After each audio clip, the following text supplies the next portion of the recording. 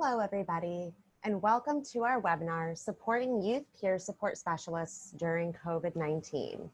My name is Caitlin Baird, and I am joined today by my dear friend and colleague, Maria Hermsen-Kritz.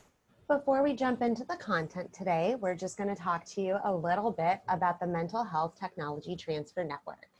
The Mental Health Technology Transfer Network, or MHTTC, is funded by SAMHSA and is a collective of regions that work together in order to develop more training, technical assistance, and distribution of knowledge regarding mental health resources across the nation. Right now, you are speaking with folks from Region 10, that is the Northwest Mental Health Technology Transfer Center of the University of Washington, that partners with us at Portland State University in order to provide trainings as this one, as well as a youth peer community of communities of practice, adult peer communities of practice, and communities of practice for the supervisors of youth peers. One thing that we would like to touch on before we get into the content of the webinar is the use of a person-first language. This is affirming language to promote the promises of recovery and that inspires hope and advances recovery. This really refers to language that is chosen by populations about how they would like to be identified, and also recognizing that we want to acknowledge the people first when we are speaking. An example of this is instead of calling somebody a schizophrenic, you might call them a person who experiences schizophrenia. This is something that really, again, just reduces stigma, promotes advocacy, and makes sure that we are acknowledging humanity and people first when we are speaking about those that we serve in recovery. So now into the nitty-gritty, we'll review our agenda for today. So we're going to start with introductions. We'll review our learning objectives. Then we're going to talk about youth and young adults who are particularly at risk during this time of quarantine and COVID-19. We'll talk about strategies for supporting youth, strategies for supporting youth peer support staff, and additional resources as we conclude, and we'll leave some time for questions. I also want to acknowledge that I do have two pets here, and you might have just heard them in the background. I do apologize. Something else that we're all dealing with now in COVID-19. So you might have just heard both my dog and my cat making some noises at each other. So we'll start with introductions. My name is Caitlin Baird, and I am a project manager and trainer with Pathways Research and Training Center at Portland State University. I have experience working directly with transition-age youth and young adults, both as a peer support specialist and as a supervisor for peer support specialists in both wraparound and other mental health settings. And now I'm going to turn it over to Maria as I quickly try to identify what's going on with my pets. Thanks, everybody. Thank you, Caitlin. Good luck with that. My name is Maria Hermsen-Kritz, and I'm a research assistant at Pathways, working with Caitlin at Portland State University. And this is a topic that's near and dear to my heart because I previously worked as a youth peer support specialist and also supervising youth peer support specialists at a youth drop-in center here in the Portland area. And with that, of course, I also bring my own lived experience in the mental health system to that work and also the work that I do now at Pathways. Thank you, Maria. So for our learning objectives today, we're going to cover the youth and young adults who are most at risk while sheltering in place, or who might be most at risk during this time of the virus while other resources are not available to them. We're going to talk about some helpful strategies that youth peer supports can use in order to support the youth that they are working with. And we'll also talk about how supervisors can support youth peer support staff with safety and self-care.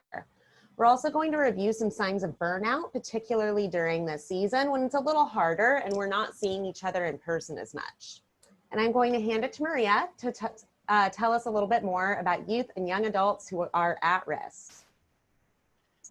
Oh, actually, prior to doing that, I apologize. You want to do the poll? Yeah, we do have a poll that we would like to do before we jump into the content, everybody. Sorry about that. So we'll launch it right now, and it's going to ask you a little bit about your background. All right, so it looks like we have lots of people answering the poll. We have a wide range of background and experience. Actually, it looks like it's almost a pretty even split. We have a lot of youth and family peers, youth coordinators, program managers, administrators. Looks like about 70% of us have voted. So if anybody wants to get in a last minute vote, now's your chance. Okay, I think that will do it. So I'm going to share the results here. It looks like most of us joining today are youth and family peers. Hi, everybody. I always like to see, youth and family peer representation in the house. So thanks for joining us. We also have quite a number of youth coordinators. Hi, y'all.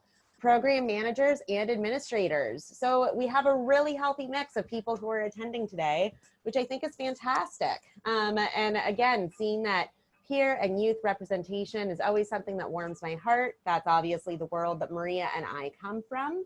And oftentimes those are roles that are underrepresented. So good to see everybody, and thank you everybody for joining us today. All right, Maria, take it away. Wonderful. All right, yes, great to see so many peers here and also so many people who are interested, to know how better to support them during these times.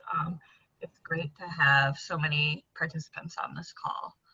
So we're going to start off by just highlighting some of the young adult populations who might be a little bit more vulnerable during this time under COVID, and some strategies that we've identified through some of our conversations with different providers about how better to support them and youth in general.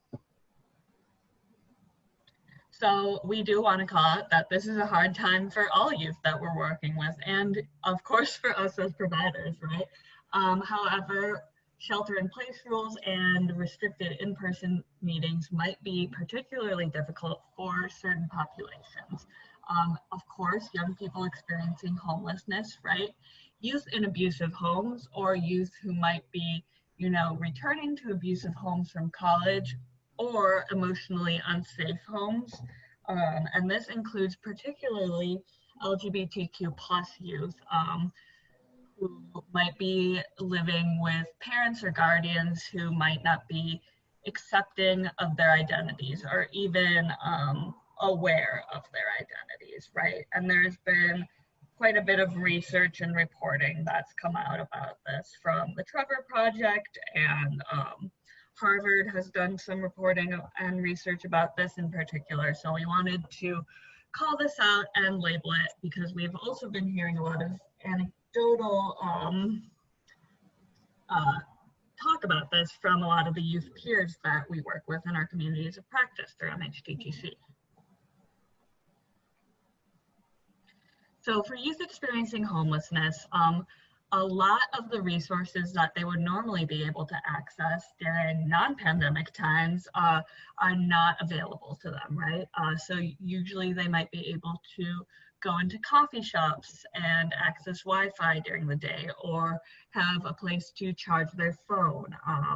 And these might not be open, or they might be open but not, able for them to sit in for extended periods of time. So these are just important things to be aware of and have on your radar, especially for young people who might not have that stable housing. We have become aware that Xfinity has now made all their hotspots free for anyone, not just Xfinity customers. So that's just something to let all your young people know and help them access that as needed. Also work with your organization to see what kind of funding might be available for phones, chargers, minutes, how can, or even like chargers that you can kind of charge and then take with you, those portable chargers. How can you support young people to have access to that technology that they really depend on, and that they might not be able to use in the same way they used to be able to use. Also, we've talked to a lot of peers and providers who've been able to kind of work with young people's schools who might be providing technology for distance learning, and how can they kind of be flexible with that so young people can use that technology services, right? Sports specialists or other providers. Sometimes the like Chromebooks or whatever that they're providing might have some kind of guards on them so they can only use them for school stuff, but providers or peers might be able to do some advocacy with the school so they can use that technology to access their mental health supports or other supports. So like I mentioned, LGBT youth might be staying in places where their identity is not accepted, or they might be feeling unsafe or unsupported, right? So it's really important for us to be aware and be staying in touch with those young people and helping them develop a safety and self-care plan, as well as helping them connect to affirming resources, right? But another thing that we've been hearing about is that young people, might not be comfortable talking with their providers about the stuff they're going through, right? When their parents might overhear them or their guardians who aren't supportive of them. So we're going to also talk about some strategies to address that, but really just keeping this on your radar, helping young people identify what are the supports that they can access, have those changed during the pandemic, and how are they accessing them, and how has their safety plan changed, etc. And then finally, of course, there's some crossover with the last one, right? But youth in abusive and emotionally unsafe homes. We're probably all aware that calls and mandatory reports have decreased a lot during this time under the pandemic. So it's kind of important to keep an awareness of young people that, we might be additionally worried about, right? So we want to be checking in regularly with youth peer support specialists, if you're a supervisor, about youth who are staying in homes that might be unsafe or have the potential to become more unsafe, right? Ensuring that youth peer support specialists understand any mandatory reporting policies, of course, and that they're explaining them to young people, and that young people are aware of all of their rights, maybe having a talk with them ahead of time, like, look, if this becomes an issue, we can report this together. You can be in the room with me while I report, anything that can make the young person most comfortable with any reporting policies. And then, of course, helping the young person and the youth peer support specialist develop any safety and self-care plans and emergency plans for if they should have to leave that unsafe environment, and how that might look different under a pandemic. And we will cover this more in depth later.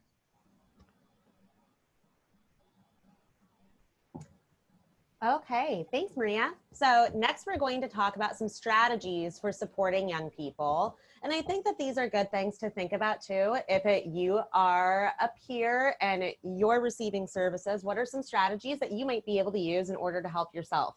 I know that in these conversations that Maria and I have been having with other youth peers about how they're supporting their youth or supporting each other, there's some that I'm writing down and I'm like, oh, that's a good one, Caitlin. Don't forget about that. So hopefully these will be applicable to both your young people, your friends, your supports, and maybe even in how you can help yourself a little bit more. So the first thing that we have to go over is supporting young people in times of crisis. We know that even without these trying times, crisis is something that is a frequent challenge that we encounter within this work. So we should make sure that youth peer support specialists are in regular contact with their young people, and they might have to increase their level of contact through things like text or social media. And for many, this might mean more flexible and increasingly non-traditional hours. In one of the sites that we support, we were talking with some youth peers, and they shared with us that their young people are increasingly sleeping in later and later. And so because of that, they have had to shift their hours to really be able to connect with youth peers more with youth, more in the evening times. And some of them have even started holding virtual drop-in centers that don't end until 10 or 11 p.m. So these are some of the ways that we have seen youth peer staff create more flexibility in order to connect with their young people. Again, we're going to say this a lot in this presentation, y'all. Youth peer support specialists should be checking in with their young people about their self-care and their crisis plans. And remember, these are two separate plans. So one should really be about how are you taking care of yourself day to day, and what are some of the things that you're doing to sort of treat yourself? And then the other should be when things are really not okay and you are feeling unsafe, what are the steps that you are going to take? So these plans, again, should be adjusted to support activities that they can do at home and people that they might be able to contact remotely or get to quickly. Ensure also that youth peer support specialists are aware of local crisis resources that are operational should youth need more formal support. And as much as it pains me to say, make sure that you're speaking with your youth peers about young people who are really at an elevated risk, and sort of make the assumption that there might be times where they are going to have to leave their home and might need support in that. Sort of the better safe than sorry mantra, right? We want to make sure that we aren't looking at things with rose-colored glasses and assuming that youth who are in a period of crisis are going to be able to shelter in place and stay where they are. So make sure that your youth peers are really working with them on those crisis and safety plans and identifying third places for them to be able to go to if that becomes a necessity.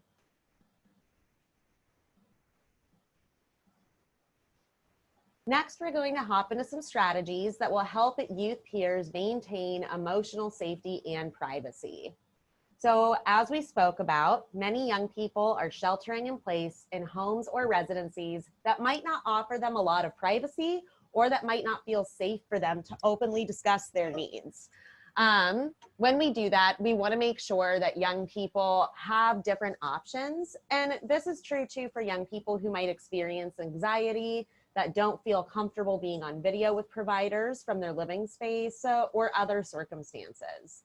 So talk with your young people about the following options if this is the case.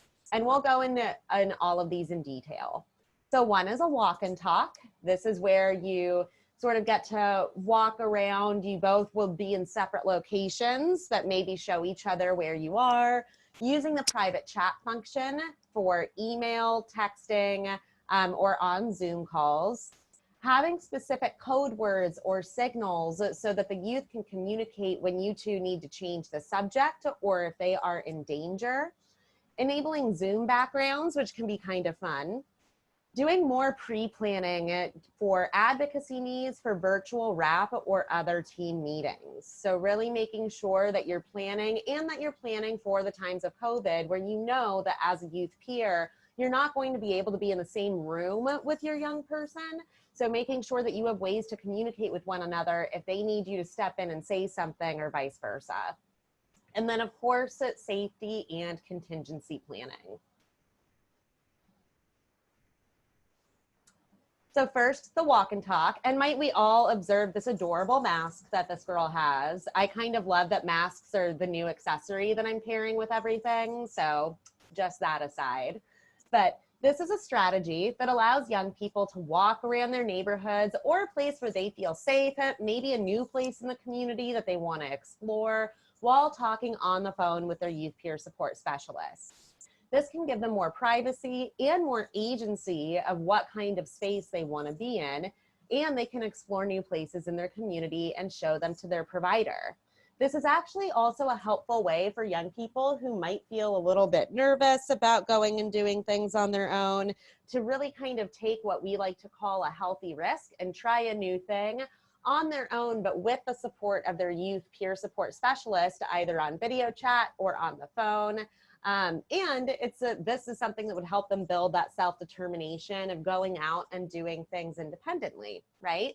So we really like this as a strategy just to help support youth and still being able to try new things, not being all cooped up in the house, and still being able to connect with their provider on things that they might be trying to accomplish or goals that they are trying to work on. The next strategy that we'd like to suggest is using the private chat function or code words for young people who might be in situations where they don't want people to overhear what it is that they are talking about. So youth peer support specialists should educate young people in how to use the private chat functions while in group team meetings, or check and make sure that any texts or emails or other forms of written communication are private for the young person. Something that we don't want to assume is that texts and emails and things like that that we're sending to youth are not being observed by other people in the home. So we should check in with youth about that and make sure that they understand different levels of privacy and that they understand what they should be comfortable sharing with us publicly, with people that they might be living with or other circumstances. And then if they don't have those options, talking with them about how they can access such. Youth peer support specialists and young people should also work together to generate code words. So this is something where when you're speaking with your youth via telehealth operations or on the phone, if the young person has some anxiety or some nervousness around what they are talking about being overheard by others in the home, you should develop a code word with them so that when they say it, you know that it is time to change the subject. Another code word should be used for urgent safety matters. So if a young person texts you or during a call says this particular code word, now you know that it's time to enact their safety plan or to enact other sorts of supports so that the young person can either relocate to a safe space or can maintain safety in their current space. And then another fun option is Zoom backgrounds. So just in case y'all don't know the background of this, the potato Zoom, there was a woman who during early quarantine tried to use this Zoom background, made herself look like a potato, and then couldn't figure out how to reverse it, which I just thought was funny. So I thought that I would throw up there since it's sort of applicable to what we're talking about. But if youth are not comfortable with others seeing their room or their space during check-ins, they can use a Zoom background. This is really helpful for young people who are participating in peer groups who might not want their peers seeing their background. I know that for myself, I worked with a young person who had hoarding tendencies, and they were really uncomfortable with other people seeing their space. And so I think about them and and they really enjoyed going to peer groups. And so if they were to attend a peer group now, I think that something like the Zoom background would be really helpful in terms of allowing them to really participate and really pay attention to what's going on in the group rather than having anxiety about what their room might look like. So that's something to explore, and you can explore that for yourself too. Make yourself look like a potato. I'm sure that youth would love that. But it just gives them an option to have a little bit more privacy while they are using telehealth options with their providers or their peers.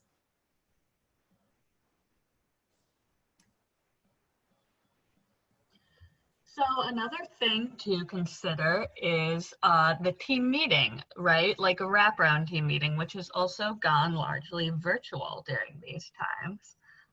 So if a youth peer is working with a young person to prepare for a team meeting, they might need to do a little bit more or a different type of preparation before one of these virtual team meetings.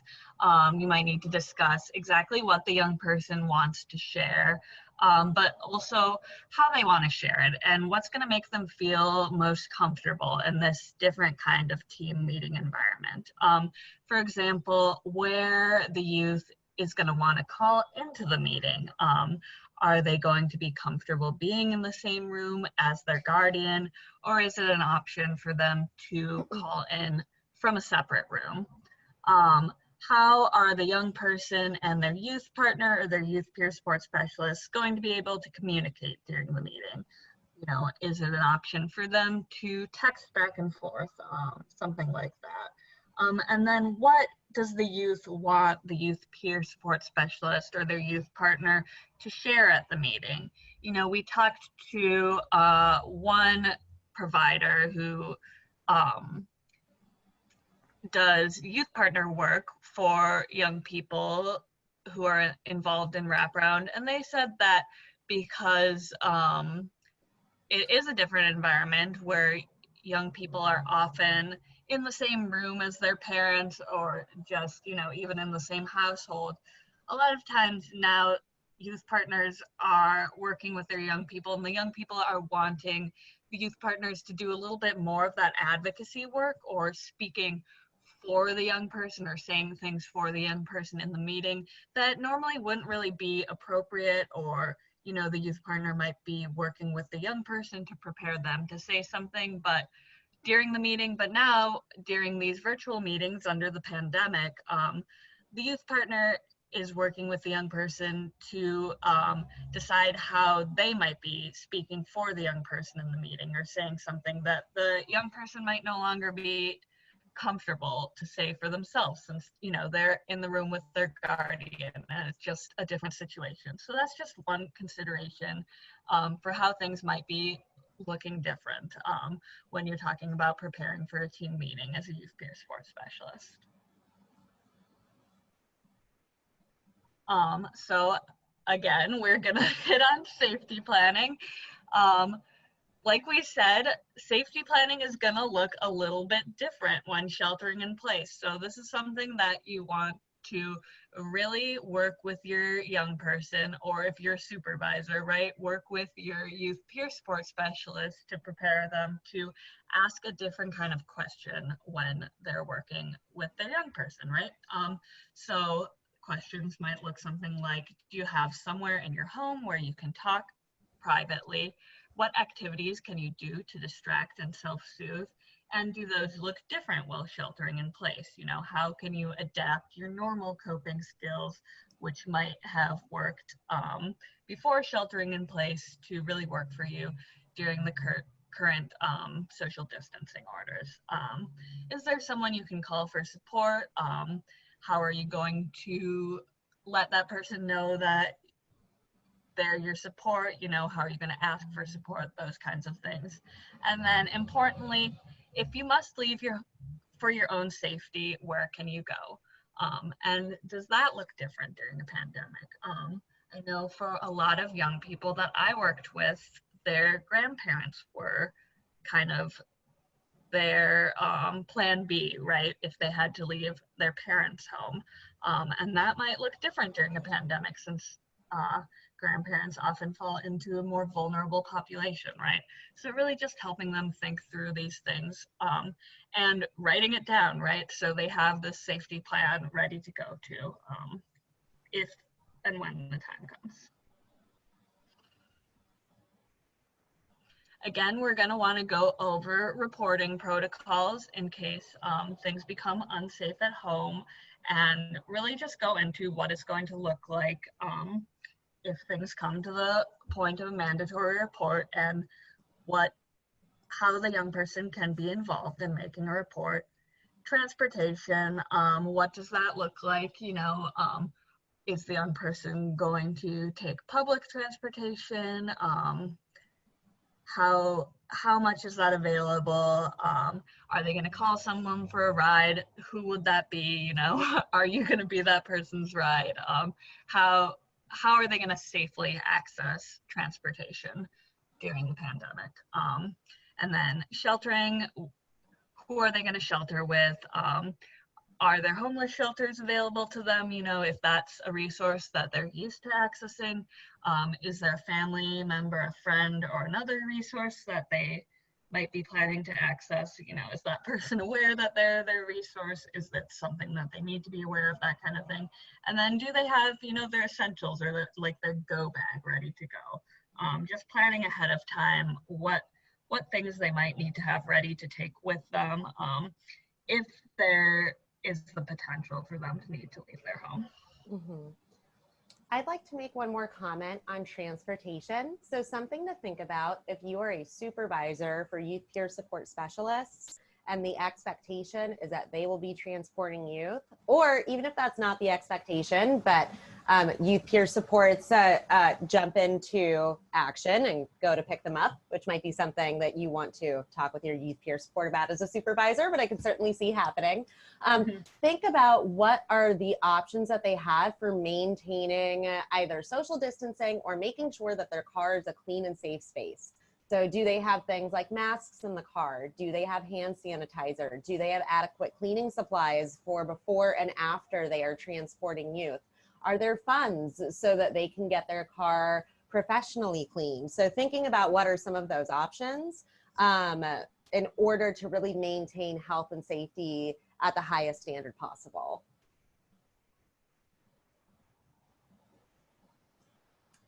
Okay, so next we're going to talk about how to more deeply support youth peer support staff, specifically with self-care and recognizing any signs of burnout. Again, I think that this is something where you can look at this and say, hey, I would like to use that, or this is a way that I can support my other colleagues who are working with young people or clients or folks in recovery, whatever it might be. We hope that this can be applicable to everyone. So again, we would like to remind everybody that staff might require extra flexibility during this time. And this isn't just related to the changing schedules of our young people, but also to sort of maybe the changing factors that are happening with our youth peer support staff. I know for myself, when we first entered quarantine, my circadian rhythms got all wacky, right?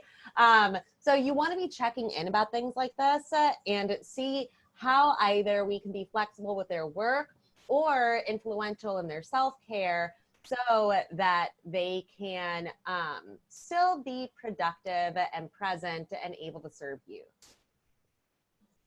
Also related to this is making sure that staff are setting appropriate boundaries around scheduling and increased availability to young people via text or telehealth.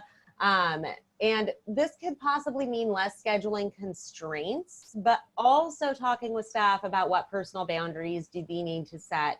Now, if youth are understanding that they can text all the time or things of that nature, right? So really helping them identify an appropriate schedule, and times and flexibility might look different per youth depending on what safety levels for that young person looks like. And so I think it's really important to sort of come up with a list of questions to help staff identify where they need to set specific boundaries, where they could have some flexibility, but then also being really clear about what are their hardline boundaries that they need in order to support themselves. It's also really important to remember that obviously this pandemic is a global traumatic event. So staff are likely experiencing their own personal reactions to trauma in different or heightened ways. So it's important to watch out for trauma reactions in your staff and offer any support as needed. And of course, be compassionate with yourself.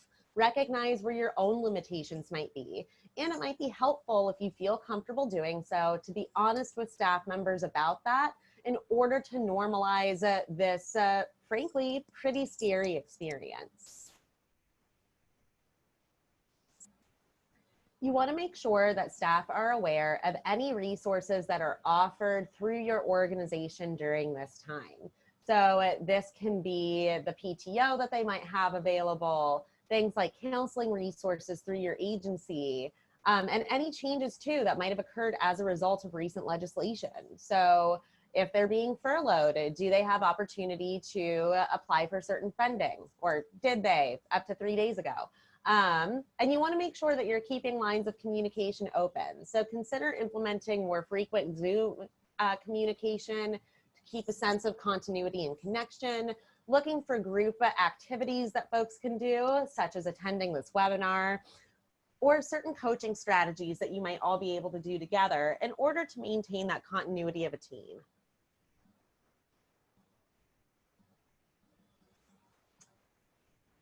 So when we're going to talk next about supervision and self-care, we're going to review some self-care plans with you all. So you do want to make sure that you're checking in with staff about what they are doing for self-care. And during this time, it can be really difficult for staff to turn off work mode. Something that stood out to me a few weeks ago when Maria and I were doing coaching with a group of our peers is a peer support specialist mentioned that they feel guilty when they turn off their computer because they know that they can just continue to work on youth support from home. And I encourage you to look out for when your staff are saying things like this, because what that tells me is that they're putting themselves last and that their candle is going to burn out real quick. So make sure that self-care is something that is promoted as a value within your agency and that's something that you value your staff doing as a supervisor. So ensure that staff are trying to set boundaries and maintain as much of a, quote, regular schedule as possible. I know that we mentioned before that sometimes staff have to be more flexible and that they're changing around their hours in order to best meet the needs of youth. But this doesn't mean that they need to be working more hours, right? It just means a shifting in order to really meet youth where they're at. So try and work with your staff so that they are still maintaining healthy boundaries and taking time for themselves. So next we have a couple of examples of self-care plans. These are all things that you can find online and you can definitely create a version for yourself. So this is one example that I think is really helpful for things like work. It talks about what are your personal goals, your professional goals, and your organizational goals, and then asks questions like what kind of supports or what supports and energizes me, who do I need involved, what is currently already in place, and what steps do I need to take now? So it gets people thinking about what supports can they access, what are some gaps, and how do they fill that in? So I always think that this is a helpful one. This is one that is more of a personal self-care plan, not related to work. So it's more about thinking about mind, body, and spirit. What are some supportive people in my life? What are some things that I want to accomplish? And this one can be as general or as specific as you want it. And I also like that it's got the open boxes because I know that people will sometimes want to do illustrations rather than writing down words, put in pictures, things of that nature. And then here we have a self-care bingo. I think that this is actually a cute one that you can probably do with staff in a coaching session or in a Zoom session. So everybody has their little bingo card, and you know, if somebody gets a bingo, then they, I don't know, get a virtual high five or something. But this might be a fun one to do with your staff as a group. And again, it would really show sort of the value and the promotion of self-care as something that you really want them to be practicing.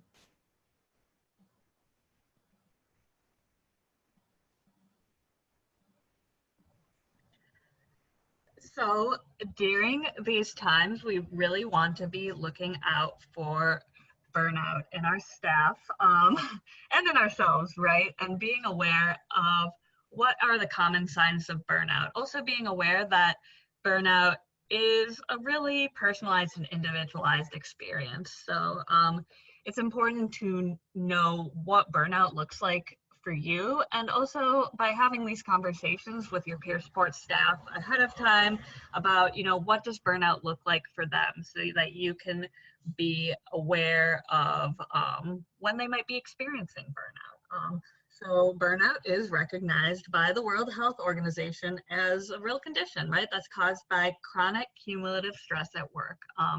And of course it can happen in any job, but it is most commonly seen in those of us who are working in helping professions like youth peer support. So common causes of burnout are systemic stress, feeling ineffective, organizational chaos, workload, lack of work-life balance, lack of organizational support, and unclear job expectations.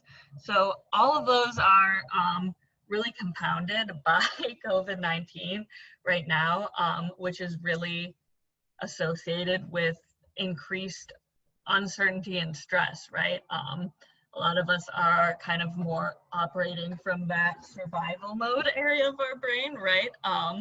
And thinking is going to become a lot more black and white. So it's really important for us to be taking a more, I mean, we should always be taking a trauma-informed approach to supervision, but right now, really be taking a trauma-informed approach to supervision and recognizing burnout in our staff, because all of these common causes of burnout are going to be extra compounded right now during COVID-19. So here are some of the common signs of burnout. Like I said, these might look different in different people, but these are some that you can pretty much assume will be pretty common to most people. They are disillusionment, fatigue, feelings of helplessness, irritability, changes in work habits, anxiety, and inability to concentrate. So addressing burnout, one of the most important things is being reflective and not punitive. So really just reframing some of these, I guess, behaviors that you might see in your staff, maybe falling behind on work, or when you're seeing things that you wouldn't normally see in your staff, recognizing that these things are difficult during these times, right? And people might not be showing up as their best selves right now, right? So giving people that grace and really coming from a non-judgmental area, framing things as observations rather than, disciplinary, saying, I noticed that this has been different for you. Can you tell me what's going on? That kind of thing. It's also important to just be supportive of your staff to identify what the reason is for their burnout. So like we said, be reflective of what has happened and what you might do to prevent burnout from occurring in the future. I also want to just say that, like, giving staff clear expectations ahead of time as an organization, one thing that you can do as a supervisor is just being clear and giving your staff as much consistency as possible can really help prevent burnout. And then, working with your staff to come up with a plan to help them recover from burnout is really important. So how can you help them, support them to feel better and get them back to where they need to be? And then putting that plan in writing, and again, having really clear expectations and timelines of when you're going to check in.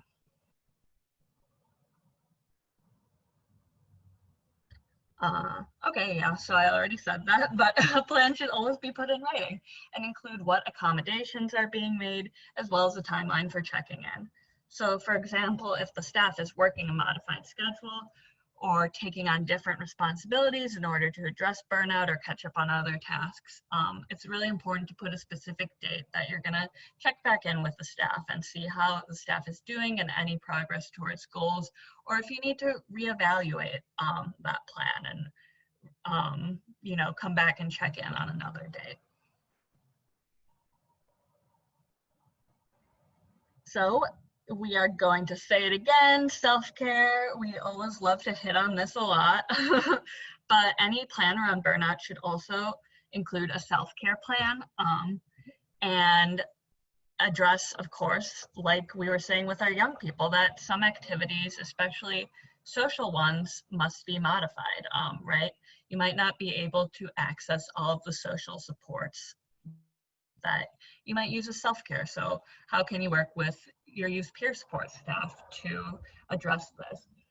Similarly, how can your workplace become a more supportive place for staff during these times, right? Like, can you build in some time just for checking in about emotions during team meeting, just like acknowledging the current environment? Obviously, we don't want this to become therapy or group therapy, but I think it's important just to acknowledge what's going on and just build some time to check in about feelings and what's going on, other emotional considerations during this crisis, remain trauma informed, right? So it's also important when you're making a self-care plan that you maintain some accountability around this, right? Just like with any plan related to coming back from burnout. So you're going to want to follow up with about self-care activities that you discuss with your staff. For example, if your staff says, oh, I'm going to go for a hike over the weekend for self-care. Oh, that's actually what it says right here. Then on Monday, you can ask them, hey, how was that hike you went on? And this just shows that you're listening and you care about, you know, their emotional health as well.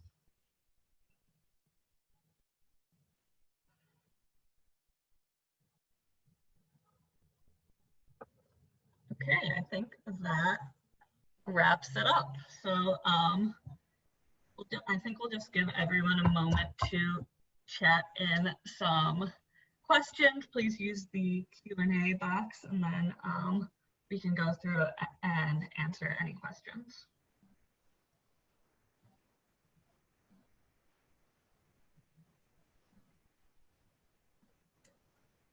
So we have one question in the Q&A box that says, do you think BIPOC youth are at risk during this time as well? And how do you think culture and race are affecting sheltered in place youth? Yes, obviously, I think BIPOC youth are also at risk during this time, especially with heightened social political tensions. And I don't think, I don't want to speak for Maria, I don't think that either of us are necessarily the experts to speak to as how culture or race are affecting being sheltered in place. However, I think that there are certainly populations that don't have as much access to resources or as much privilege, and sheltering in place is certainly going to affect that. Is there anything that you would want to add to that, Maria? Yeah, and I also think, you know, during this period of just social unrest, it can bring up a lot of other just trauma and emotions and mental health issues. So I think just being aware of culturally specific resources in your area. And I know there's been a lot of good resources going around for like free mental health care for BIPOC youth. That can be a good thing to make your staff aware of. Another question that we have says, have you had any trouble with getting youth to engage during COVID? I know a lot of providers are having difficulty getting youth to participate on the phone or in Zoom.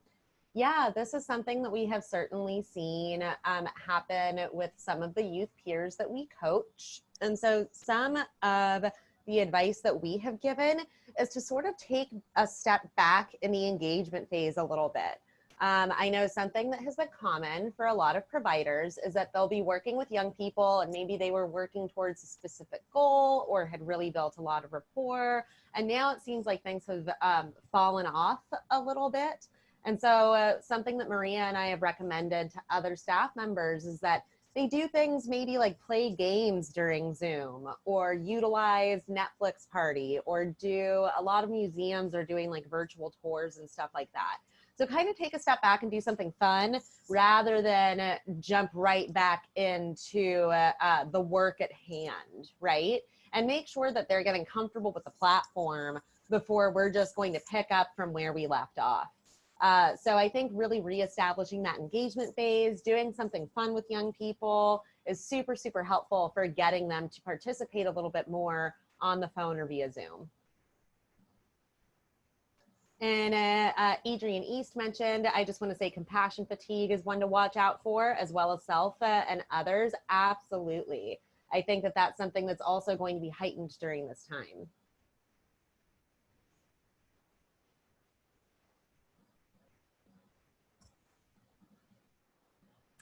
Sarah asks, have you seen youth experience burnout from having so many meetings and talking to providers more frequently? I can't say that we have seen it firsthand, but I am sure that that is something that is occurring for young people. And I would say that that might be a chance for providers to collaborate with a young person about what meetings can sort of be reduced, held together, truncated a little bit in order to make it easier for the young person to really engage in services in a way that feels meaningful for them. And Kevin M asks a very important question. Can you please let me know what YPSS stands for again? Yes, that stands for Youth Peer Support Specialist.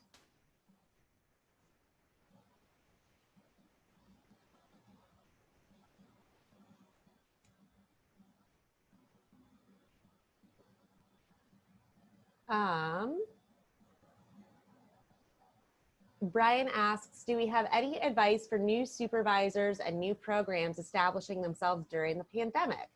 Operational procedures and stuff. Well, I would certainly give any advice that I would give to new supervisors or new programs, which is just ensuring that depending where you are in your operational development, making sure that you have staff as well as adequate resources and technology in order to support young people during this time. And I think also making sure that your HR is really focusing on what are the resources available to your youth peer staff. If they need to take time off, work from home, what do those flexible hours look like? Because right now, a lot of this is going to be done remotely. Is there anything, Maria, that you would like to add to any of these so far?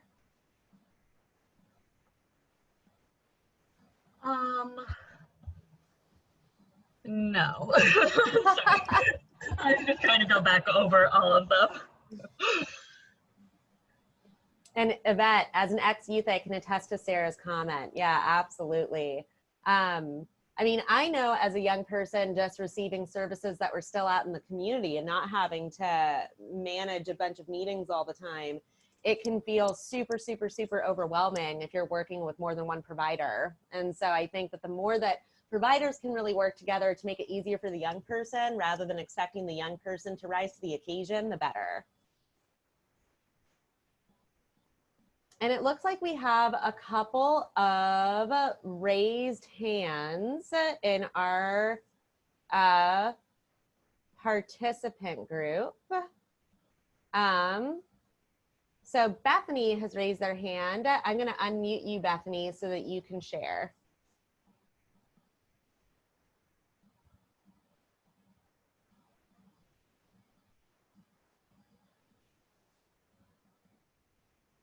Bethany, are you there?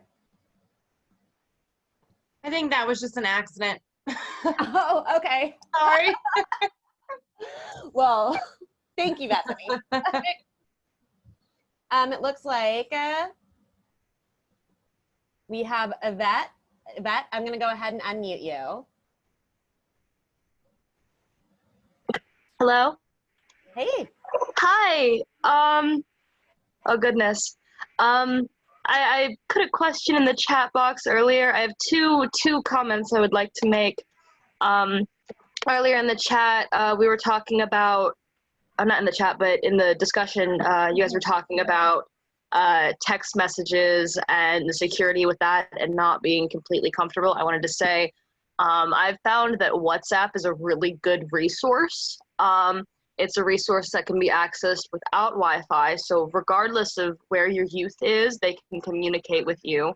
It has a really good encryption system, and it has the opportunity for deleting chat options on either side. So hypothetically, if my youth were to say something and they were unable to delete it, or I were to say something that could be controversial to like their parents or something, or their guardian finding out, I could delete either of those text messages without issue.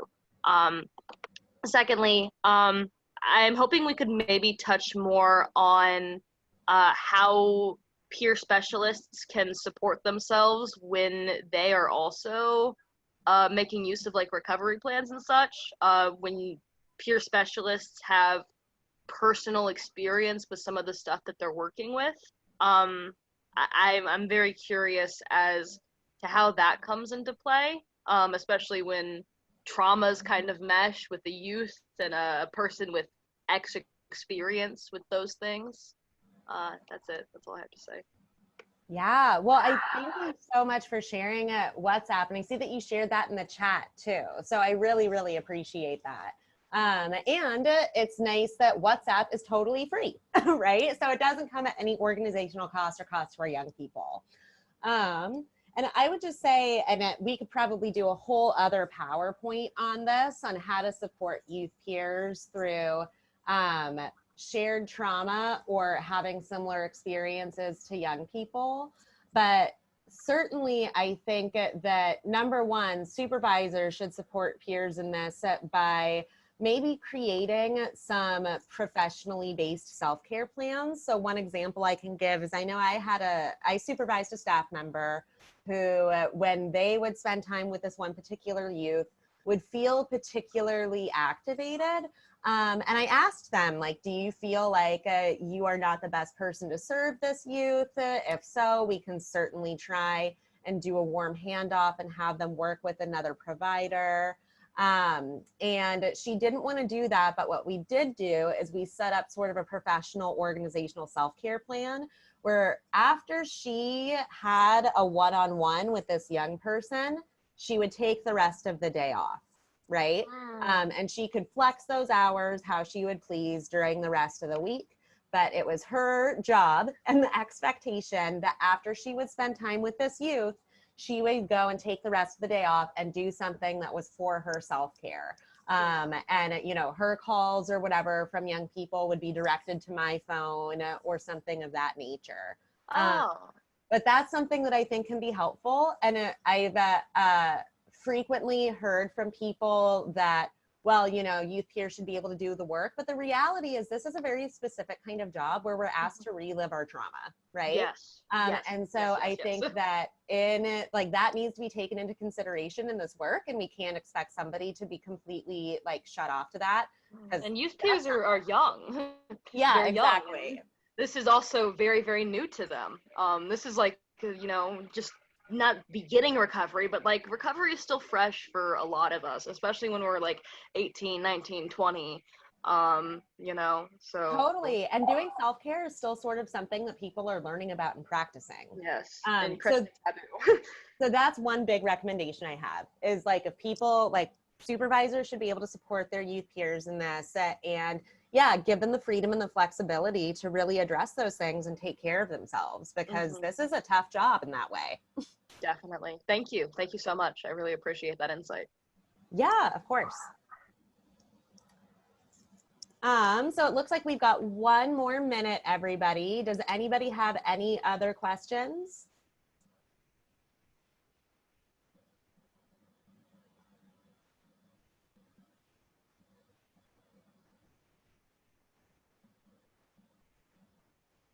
Oh, it looks like there is a question from Sarah. Will your organization be holding additional forums and webinars in the near future? How will this information be made available to participants? Well, Sarah, I'm not sure where you're located, but we do host monthly communities of practice. One is for youth peers specifically, so that's only for youth peers, and then one is for supervisors of youth peers.